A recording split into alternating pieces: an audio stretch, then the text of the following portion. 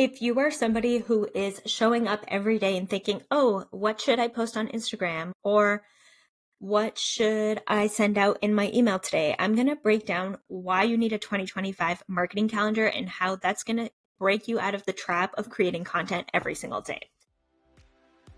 Welcome back to another episode of the Cozypreneur podcast. If this is your first time listening, Cozypreneur is all about helping you make money and work with the dreamiest of clients. So grab your beverage, get your cozy socks on, and let's dive in. So one of the things that I really struggled with when I started my business was knowing where to spend my time. So I was ready to show up, I was ready to work, but I didn't actually know what to do. And one of the biggest shifts that I actually made was planning out a year or more than a year and figure out how to spend my time from there. So actually working backwards from my 3-year plan and then figuring out okay, what do I need to work on this year? And then what do I need to work on this quarter? And then what is the focus for this specific week? And while I have not yet planned my calendar for 2025, I have a rough sketch of what I want to do.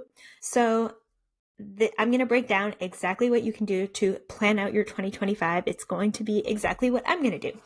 So first off, open up a calendar, either digitally or on paper. Sometimes the paper is nice so that you can kind of think through your words, and start off with planning your time off. So for me, I know that every single year we go on a family vacation to Maine, so I can block off a week for Maine. I also know that I'm going to a mastermind retreat in March, so I can block off a week for that mastermind retreat in March. And then knowing me, I'm probably going to want to go on a few smaller trips, maybe going to Portugal next year. So I'm going to make sure that when I am building this calendar, that I have 2 more weeks off, because I just want that flexibility and I want that white space in case something changes, or, you never know, you're going to get sick and all of this stuff. And so you want to make sure that you don't need to plan for every single day of your marketing calendar. And that's something that's hard for me because I am a planner.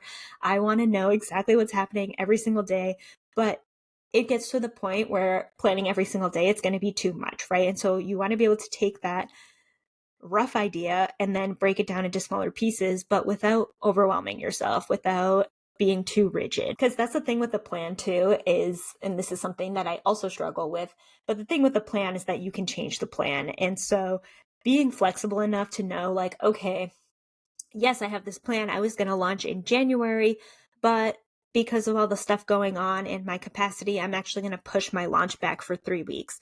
I did that with my podcast. I was going to launch my podcast earlier in summer, but then I realized I was starting to get really stressed out, and I'm like, why am I stressing myself out? I'm the one that set the deadline on this. I can change the deadline. There's no reason that I need to stress myself out to get this podcast out. And so thinking about things in that way and being flexible and being able to change the plan, that's also going to really help you. So you have your prioritizing your time off. You have figured out how many weeks you want to take off. Maybe you have an idea of exactly which weeks they are. Maybe you don't. It's okay, because you can change the plan. And then you're going to think about your goals. And so this is really where you're going to break down, what are you selling and how many clients can you take? I like to play the money game, right? Where I play with my different offers and I play with how many people are on each one and figure out what are the different paths to make the amount of money that I want to make. And once you kind of have an idea of that, you can start to think about when are you going to promote each of your offers. And so this is actually when I would, on my calendar, circle a month and figure out this month I'm going to be launching Brand Project. In this month, I'm going to focus on Copy Classroom. In this month, I'm going to focus on the Copy Studio. And so actually breaking it down, but still leaving white space, is going to help you focus. So you know that, okay, in Q1, I'm going to launch offer A, and then towards the end of Q1, I'm going to start nurturing people for offer B. And so really just sitting down and thinking about what you are selling when. So once you have your calendar, that is really when you can start batching content. This is what's going to help you get ahead. This is what's going to help you focus. And so you're not going to batch out a whole year of content, because that's too much and things change and you learn as you go, right? So I would not recommend, and it's also like such a big task. You would be so stressed out trying to batch a year of content, but you can start to batch, a week or two at a time. And so what I would actually do, and this is what I do for my clients, is I open up a Google spreadsheet. I put all of the dates that I want to send emails, all of the dates I want to release podcasts, all of the dates I want to release blogs, and I create a plan for each of them. So starting with email marketing, I will look at, okay, what are the launches that are happening? And I schedule them into my email plan. Okay, what else is going to happen? So this month, as I'm recording this podcast, all of my emails are about launching the podcast. And so I have a plan for that inside my email marketing spreadsheet. And that's where I will plan out at least a quarter at a time so that I know, okay, the big push in Q4 for me is the podcast, and then it's booking people for Q1. And so that is the things that I'm going to be focusing on through my content, through my emails, through my podcast. And so really just having that big plan and then breaking it down a quarter at a time into different pieces. And then once you have Q1 planned out, you can start batching, right? And so for me, what does that look like? That means I am going to be outlining and batch recording a bunch of podcasts at once. I'm going to be taking those podcasts and turning them into blogs for the brand project launch, right? So I launched brand project in September, but I was also away in September, right? I went to Maine and then I went to Colorado and then I got COVID. So there was probably like 3 weeks in September where I did not work. I was able to do that and still sign clients because I spent all of August batching my content. So all of my September emails were scheduled before I even left for Maine. All of my content was prepared. Everything was good to go. So I was still able to do my sales process and show up on Instagram and have conversations with people because I freed up the space and I didn't have to worry about what am I going to post on Instagram today so that I can make another sale. What email should I send so that I can make another sale? That was totally off my plate. I didn't have to worry about it anymore. And so that just opened up so much flexibility. And then when I got COVID, right, it wasn't like, yes, I got a little bit behind, but it wasn't like I'm so behind and now nobody's hearing from me. Like, no, there was never a break in content. There was never a break in emails. Like nobody would actually know that I had been traveling or I had been sick because they were still getting that consistent content because I had planned it ahead of time, which allowed me to make sales even though I was super busy with life during that month. And so when it comes to thinking about like your day-to-day schedule versus like your yearly schedule, are you getting in front of new people? So where are your visibility tasks? How are you getting in front of more people? And is that something that you want to incorporate every single week? Is that something that you want to focus on for Q1 and Q2 and then focus more on sales for Q3?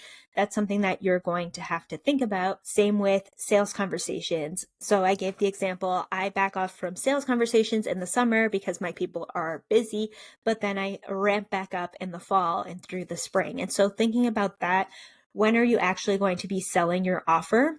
And then when are you batching your content? So for me, I batch on Mondays and I cycle through everything. So I start with podcasts, I do blogs, then I do emails, etc. from there. And instead of thinking, okay, like what am I doing today?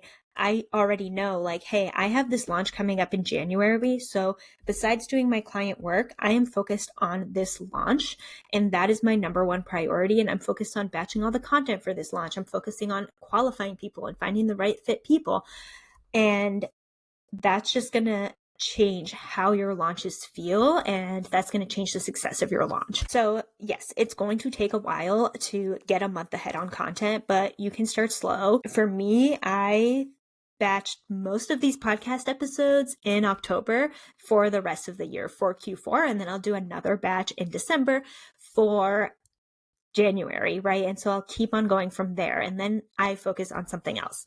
So the whole point is having a plan is going to keep you focused on big goals. And so you're not constantly working on random things. You're focused on one big thing, the big picture, and you are consistently working to get there and you're working on it ahead of time. So you aren't stressed.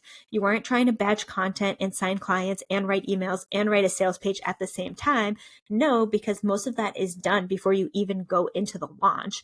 And so before you go into 2025, make sure you have your CEO day, block off some time and think about your goals. Think about what are you going to do to get there? What are the offers that you want to sell? How can you set yourself up so you can hit the ground running in 2025? Maybe even start batching that January content before the new year hits so you can actually ease into the new year and you're not feeling super stressed out. So if you are somebody who is like, I freaking hate planning, this sounds awful, I need somebody to talk me through this, get inside Copy Classroom. That's something I help my clients with, is creating plans for their content based on what their goals are. All right, I will see you next time.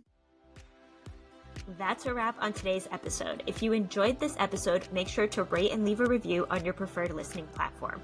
If you haven't, make sure you subscribe for weekly episodes about how to make money and work with the dreamiest of clients without having to get dressed in the morning. Make sure to check out the show notes down below, and I'll see you in the next episode.